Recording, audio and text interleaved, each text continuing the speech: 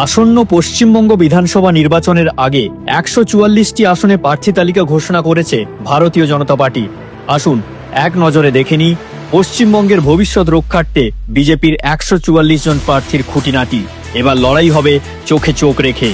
নন্দীগ্রামের পাশাপাশি ভবানীপুরেও বিজেপি প্রার্থী শুভেন্দু অধিকারী, বন্দে মাতরম প্রণেতা সাহিত্য সম্রাট বঙ্কিমচন্দ্র চট্টোপাধ্যায়ের উত্তরসূরি শ্রী সুমিত্র চট্টোপাধ্যায় বিজেপি প্রার্থী নৈহাটি থেকে। ঘোষিত প্রার্থীদের মধ্যে ৪১ জন বিদায়ী বিধায়ক এবং ৩ জন প্রাক্তন বিধায়ক রয়েছেন।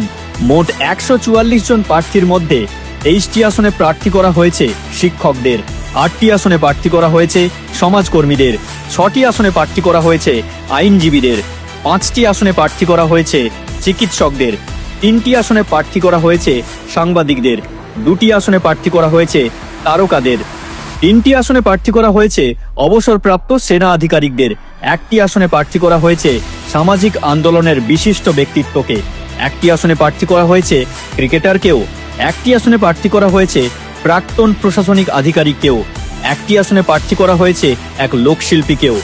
ঘোষিত তালিকায় ১১টি আসনে মহিলাদের প্রার্থী করা হয়েছে। ৪০ বছরের কম বয়সী যুবক যুবতীদের সুযোগ দেওয়া হয়েছে মোট ৩৬টি আসনে। ৪১ থেকে ৫৫ বছর বয়সী মোট ৭২ জনকে সুযোগ দেওয়া হয়েছে। ৫৬ থেকে ৭০ বছর বয়সী ৩২ জনকে এবং ৭০ ঊর্ধ্বে ৪ জন প্রবীণ প্রার্থীকে সুযোগ দেওয়া হয়েছে। সব মিলিয়ে সমাজের প্রতিটি স্তর, প্রতিটি বয়স সীমা, প্রতিটি পেশা থেকে প্রতিনিধি রয়েছেন বিজেপির এই ১৪৪ জনের তালিকায়। তৃণমূলের বিদায় ঘণ্টা বেজেই গিয়েছে, আনুষ্ঠানিক বিদায় কেবল সময় মাত্র।